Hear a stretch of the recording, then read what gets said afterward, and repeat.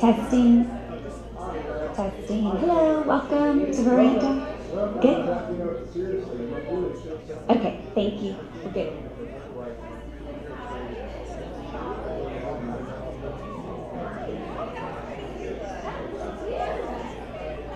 Testing, 1, 2, testing. Testing, 1, 2, testing.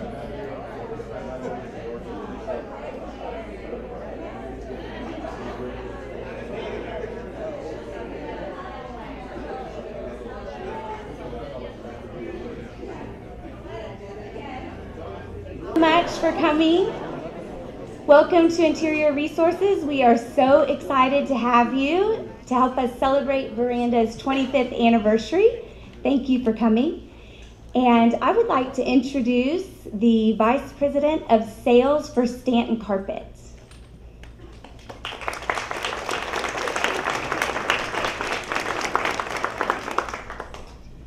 Thank you, Paige.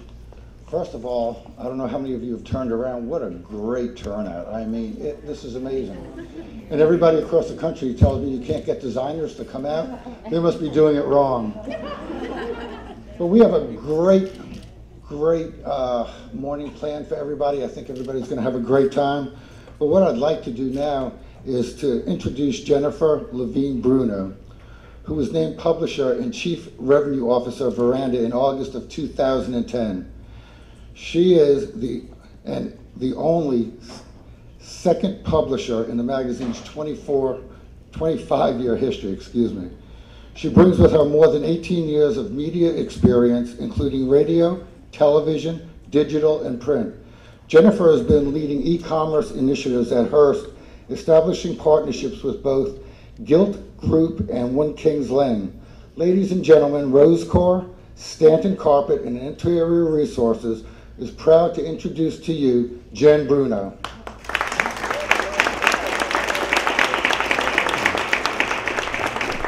Thank you, George. Those three names I have to cut. I started out Jennifer Levine Bruno, and now I'm Jen Bruno. So good morning, everyone. You know who I am, and let me just start off by saying on behalf of everyone at Veranda here that it is our great honor to be here in the Interior Resources showroom. A big thank you in particular to Paige Sowden, and a huge thank you to our panel sponsors today, Stanton and Rosecore, to George Forte and Amy Sinclair from New York in particular. We thank you for pulling together the entire day's worth of programming.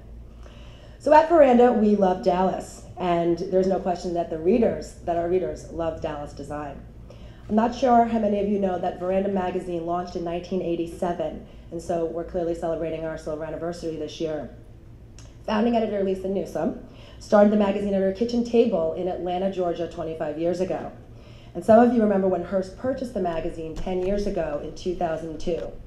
I also like to point out that as Veranda celebrates its 25th anniversary this year, the Hearst Corporation is actually celebrating its 125th anniversary this year. So now 2 years in together, Dara Caponegro and I are incredibly lucky to have inherited a magazine that was always so beloved by its readers. Veranda has the best quality paper stock and such loyal fans.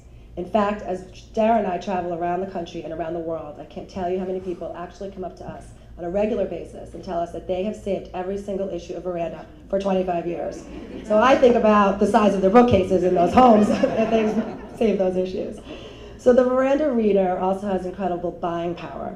They are affluent and they are collectors. In other words, they act on the things they see in our magazine.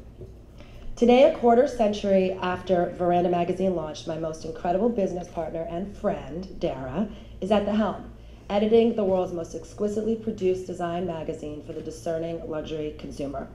And it is Veranda's graciousness and refinement that truly make it the luxurious glossy read that it is.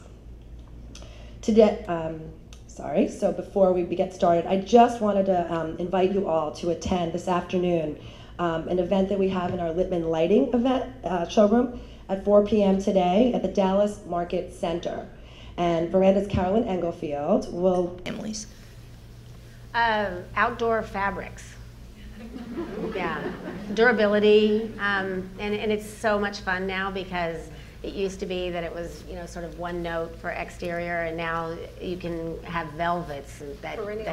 Perennials has amazing, prints and fabrications and chenilles and all kinds of things that you can bring inside and kind of sort of extend the life of the furnishings in kids' spaces. I think kids' spaces have become sort of more mature and more more like part of the home instead of just a kid's bedroom. So reflecting with pieces of modern art. I mean, I see a little bit more focus and just making the room a little bit more grand in a weird way. Yeah, right? Yeah.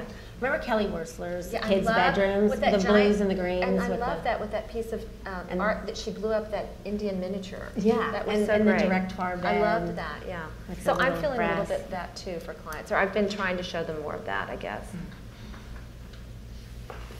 Anyone else? Here. We haven't taken. Are people still interested at all in traditional art, or is everything leaning toward contemporary? I think absolutely people love a beautiful painting, whatever it may be. If it works in the space or if it's something that they're drawn to. I mean, art is so personal. I have clients that collect beautiful art that's all kinds of across the board. So no, there's no right or wrong.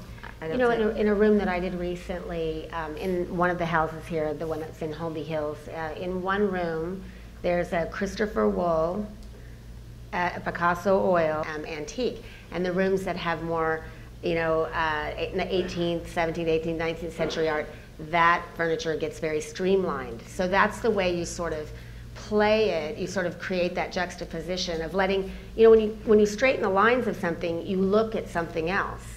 So it's just a series of lines. So that's the way I think